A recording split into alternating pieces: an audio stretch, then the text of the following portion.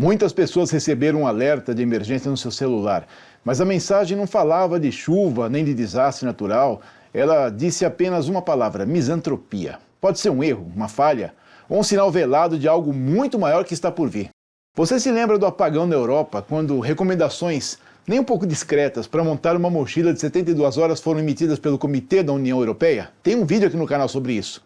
E se eu te disser que a história está cheia de exemplos onde os governos sugerem e orientam antes que o caos se instale? Hoje nós vamos desvendar esses padrões, vamos conectar os pontos entre o que nos é dito e o que realmente está acontecendo nos bastidores. Prepare-se, porque a verdade pode ser mais perturbadora do que você imagina. Fique aí comigo, porque a sua preparação começa exatamente agora. Levantando questões profundas sobre a forma como somos informados ou desinformados sobre crises iminentes, vamos mergulhar em um tema que está tirando o sono de muita gente. Recentemente, um evento bizarro sacudiu o Brasil. Um alerta extremo da Defesa Civil com a palavra misantropia. Muita gente riu, outros se assustaram e as autoridades logo falaram de erro de sistema. Mas para quem estuda preparação, sobrevivencialismo e gestão de riscos, a pergunta não é se foi um erro, mas sim o que esse sinal realmente representa dentro de um padrão histórico. Vamos conectar os pontos e eu vou falar sobre o apagão da Europa 2025, que foi precedido de sugestões de mochilas de 72 horas.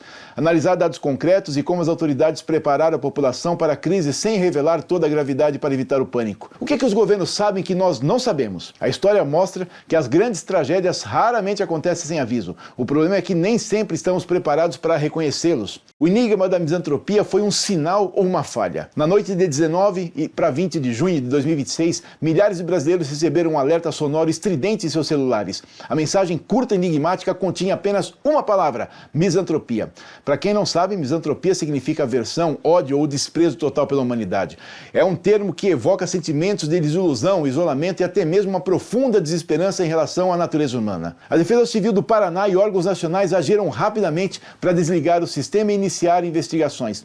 O discurso oficial, como esperado, foi de falha técnica, ataques hacker e o uso indevido do sistema. Mas pense comigo, em um sistema de alerta de segurança nacional, projetado para comunicar informações críticas e claras, palavras não são escolhidas ao acaso. Um termo como misantropia em um alerta de emergência é, no mínimo, fora do normal. É uma palavra que não se encaixa em alertas meteorológicos e desastres naturais ou de segurança pública convencional. Isso nos leva a questionar que seria um código interno para um protocolo de colapso social, um teste de estresse da rede de comunicação para emergência que acabou revelando mais do que deveria, ou, como muitos especulam, uma falha que deixou escapar o que os planejadores realmente pensam sobre o cenário atual, ou até mesmo um aviso velado sobre uma crise que transcende o físico e atinge o moral e social da humanidade. Para entender a gravidade e o possível significado desse alerta à misantropia, precisamos olhar o que aconteceu na Europa. Um mês antes dos grandes apagões que atingem parte do continente em abril de 2025, diversos governos europeus, com destaque para a Áustria, começaram a incentivar a população a manter a autonomia por pelo menos 72 horas.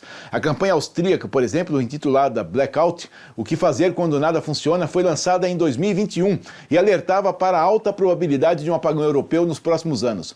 A União Europeia, por sua vez, reforçou essas recomendações em 2024 e 2025, detalhando o que deveria conter um kit de sobrevivência de 72 horas, água potável, alimentos não perecíveis, um kit de primeiros socorros, uma lanterna, um rádio a pilha, baterias extras e, crucialmente, dinheiro vivo. Eles não disseram, vai haver um apagão no dia X. Eles disseram, sejam resilientes, tenham água, comida, rádio e dinheiro vivo. A justificativa era a preparação para qualquer eventualidade, interrupções energéticas, ciberataques, eventos climáticos extremos e falhas de infraestrutura. Um mês depois dessas sugestões, o apagão aconteceu, confirmando as preocupações e, para muitos, a sensação de que as autoridades sabiam o que estava por vir. Percebe o padrão? Uma preparação discreta, quase um gotejamento de informação para um evento que as autoridades, de alguma forma, já antecipavam. A população foi incentivada a se tornar autossuficiente por um período sem que a real ameaça fosse explicitamente declarada, para não gerar pânico generalizado. Quem ouviu o aviso discreto estava preparado, quem ignorou sofreu as consequências. Não tem prova pública de que sabiam a data exata, mas há evidências claras de que o risco já estava no radar dos planejadores muito antes de se tornar realidade. Esse comportamento não é um fenômeno novo, todo mundo pensa que é recente. Ao longo da história, especialmente a história recente, vemos um padrão de comunicação governamental que visa preparar a população para grandes eventos sem desencadear o caos. É o que alguns chamam de gotejamento de informação, ou, em termos mais críticos, gestão da percepção. Vamos pensar em alguns exemplos. Primeiro, Covid-19 em 2020. Antes do mundo parar, antes do lockdown, os oficiais, documentos técnicos e projeções epidemiológicas já apontavam o risco de expansão global para o vírus. Autoridades sanitárias em vários países começaram a discutir estoques hospitalares, distanciamento social, preparação de sistemas de saúde e planos de contingência. Enquanto o discurso público ainda era relativamente moderado, os órgãos técnicos já enxergavam a dimensão do problema. Não significa que houvesse ocultação deliberada, mas sim que os órgãos técnicos normalmente enxergam tendências e riscos muito antes da população em geral. Um outro exemplo é o furacão Katrina de 2005. Antes do desastre que devastou Nova Orleans, especialistas já alertavam sobre a vulnerabilidade dos diques e existiam estudos demonstrando o risco catastrófico para a cidade. Planos de evacuação já haviam sido discutidos. Quando o evento ocorreu, verificou-se que muitos alertas prévios eram fundamentados. O problema não foi a falta de previsão técnica, mas a resposta insuficiente e a incapacidade de muitos cidadãos de interpretar a gravidade dos avisos. Também teve enchentes aqui do Rio Grande do Sul em 2024. Antes das enchentes históricas que assolaram o estado, meteorologistas emitiram alertas, centros hidrológicos apontaram volumes excepcionais de chuva e as defesas civis recomendaram preparação e evacuação das áreas de risco. Após o desastre, verificou-se que vários avisos realmente indicavam um evento fora do padrão. Mais uma vez, os sinais estavam lá, mas a magnitude do desastre superou a capacidade de resposta e a percepção do risco de muitos. O padrão é o seguinte: os órgãos técnicos sempre enxergam as tendências antes da população em geral. A função da Defesa Civil e dos órgãos de gestão de crise é justamente trabalhar antes do desastre. Quando eles começam a falar repetidamente sobre um risco, é porque esse risco já é uma probabilidade real nos bastidores e eles estão tentando, de alguma forma, preparar a sociedade sem causar pânico desnecessário, que poderia ser tão destrutivo quanto o próprio evento. E por falar em coisas que as autoridades sabem, mas tratam com cautela, temos o caso recente envolvendo o ex-ministro da Defesa, Aldo Rebelo. Ele tem sido citado internacionalmente, inclusive por um deputado norte-americano, como alguém que reconhece a seriedade do famoso caso de Varginha, incluindo a recuperação de uma nave e de corpos não humanos. Embora Aldo Rebelo, quando questionado pela imprensa brasileira, tenha afirmado peremptoriamente que não revelou segredos de Estado e que suas declarações se baseiam em informações já públicas, o simples fato de um ex-ministro da Defesa tratar o assunto com essa consistência mostra que há camadas de informação que raramente chegam ao público da forma como são discutidas no alto escalão. Essa não foi a primeira vez que alguém ligado ao alto escalão do Estado brasileiro tratou o caso com muita seriedade.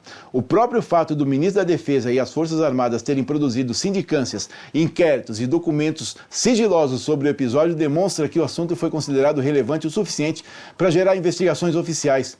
No entanto, as conclusões oficiais do Exército continuam negando a existência do extraterrestre e atribuindo o episódio a equívocos de interpretação incorretas. Esse contraste entre a versão oficial, os depoimentos de testemunha e as declarações recentes de Aldo Rebelo e o interesse renovado do Congresso dos Estados Unidos em fenômenos aéreos não identificados, ou UAPs, é um exemplo clássico de como a informação é gerenciada.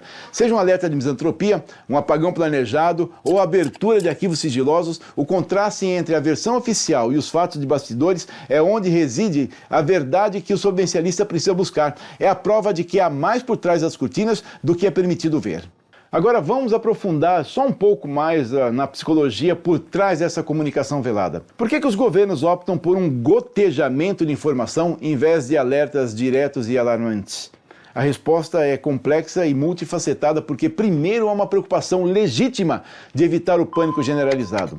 Um anúncio direto de um apagão iminente ou de uma pandemia devastadora pode levar a saques, desordem social e um colapso ainda maior do que o próprio evento. A gestão da ordem pública é uma prioridade. Depois, existe a questão da credibilidade.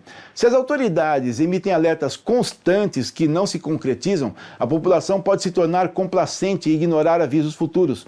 É o dilema do pastorzinho e o lobo. Por isso que a estratégia é muitas vezes focar na resiliência e na preparação individual, transferindo parte da responsabilidade para o cidadão, sem necessariamente detalhar a ameaça específica. Ainda há incerteza, né? Muitas vezes os planejadores têm cenários de risco, mas não têm a certeza absoluta de quando ou como o evento vai ocorrer. Comunicar essa incerteza pode ser contraproducente. É mais fácil e seguro emitir recomendações gerais de preparação. No entanto, essa abordagem tem um custo. Ela cria uma lacuna de informação que pode ser preenchida por especulações, teorias e deixar uma grande parte da população despreparada, pois não consegue decodificar os sinais velados. O sobrevivencialista, por sua vez, aprende a ler essas entrelinhas, a conectar os pontos que a maioria simplesmente ignora.